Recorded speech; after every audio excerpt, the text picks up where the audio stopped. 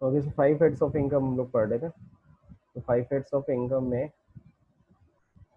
हम लोगों ने क्या क्या पढ़ लिया था, चलिए इसको देख लेते हैं जल्दी से।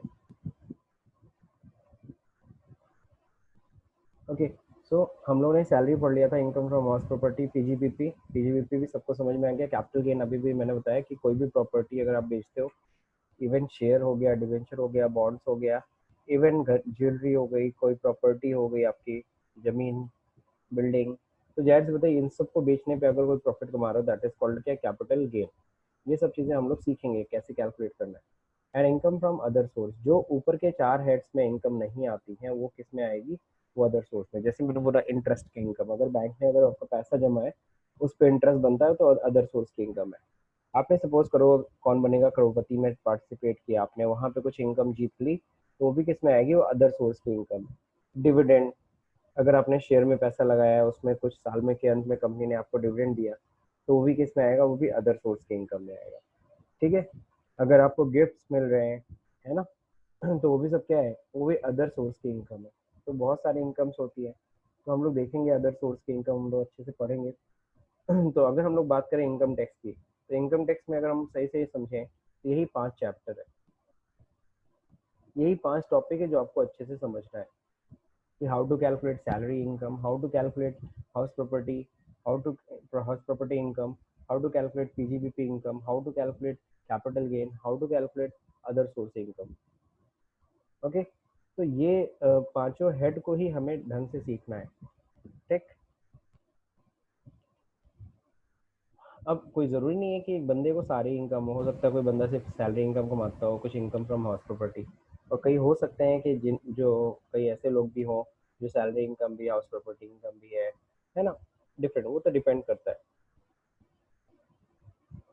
अब क्या है, if an income chargeable to tax is not part of any of the first 4 head, it should be part of the 5th head, for example that is uh, income from other source। तो वो तो सबको समझ में आ ही गया है। अगला point, अब हमें एक और चीज समझना होगा, हेड्स ऑफ इनकम और सोर्स ऑफ इनकम में क्या डिफरेंस है। नो, हेड्स ऑफ इनकम और सोर्स ऑफ इनकम में देखो क्या डिफरेंस, बहुत सिंपल सा डिफरेंस है। जैसे फॉर एग्जांपल आपके पास, अगर हम हाउस प्रॉपर्टी की बात करें, आपके पास 2 घर है या 4 घर है, सपोज करो 4 हाउस है आपके। एक घर में तो आप खुद रहते हो, बाकी 3 घरों को आपने किराए पे दे रखा है।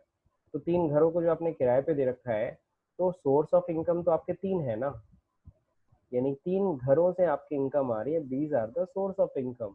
लेकिन अगर हेड ऑफ इनकम की बात करें, यानी सोर्स आपके 3 है लेकिन हेड कितने हैं, हेड तो एक ही है, वो तो तीनों के तीनों घर से जो भी इनकम आ रही है वो हाउस प्रॉपर्टी इनकम में ही आएगी, लेकिन सोर्स ऑफ इनकम क्या है, 3 है।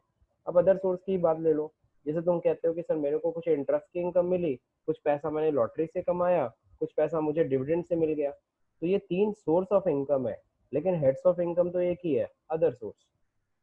इसको हम क्या बोलने वाले हैं, अदर सोर्स बोलने वाले हैं।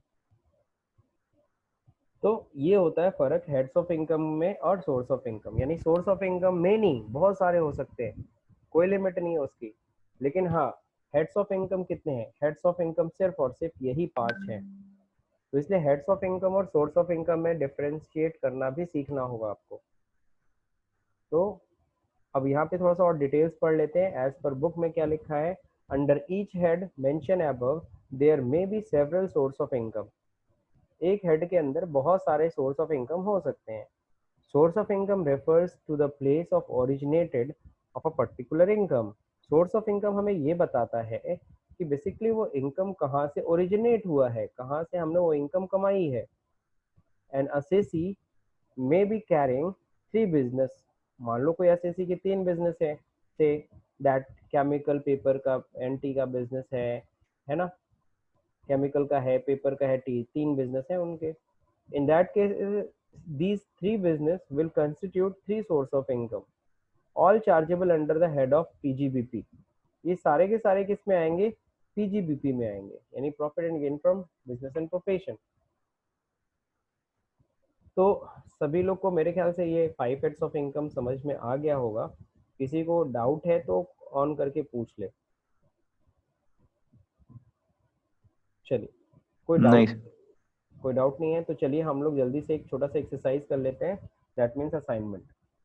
चलिए, सबसे पहला जो है ना, सबसे पहला है rent receive by renting second floor of the Income house. from house property. बहुत सही, good. Income from house property, बिल्कुल सही, हाउस प्रॉपर्टी इनकम में आएगा।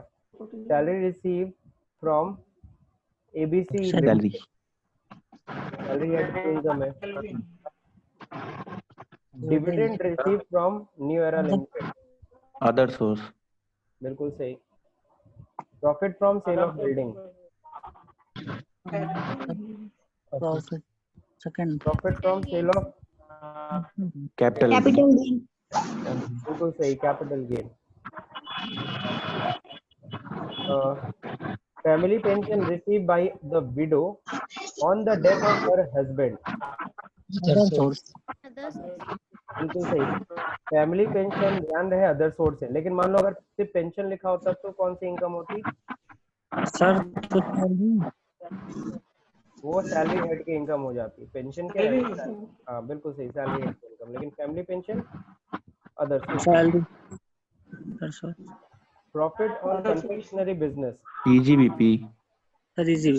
EGBP, बिल्कुल सही, गुड। तो मेरे ख्याल से आप लोग को आज ये दो टॉपिक मैंने आज पढ़ाए हैं। एक तो heads of income, 5 heads of income आपको समझ में आ गए। फिर हम लोग ने क्या पढ़ा, पर्सन कितने तरह के होते हैं।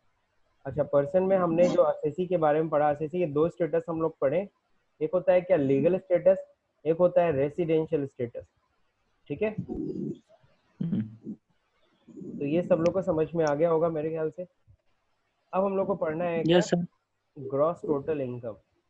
Now the next topic is gross total income. What is gross total income? Gross total income Sir, होती आगे क्या है? पढ़ेंगे क्या? हाँ अच्छा, ओवर कर दूं?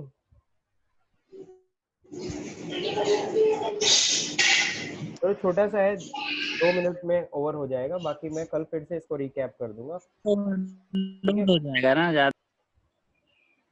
अरे ओवर हो रहा है सर अभी टैली बाकी है।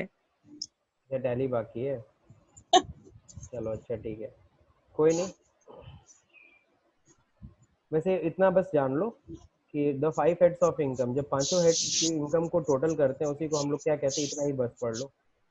5 हेड्स ऑफ इनकम को जो हम टोटल करते हैं ना, उसी को हम लोग क्या कहते हैं, ग्रॉस टोटल इनकम। बाकी इसके बारे में कल और अच्छे से पढ़ेंगे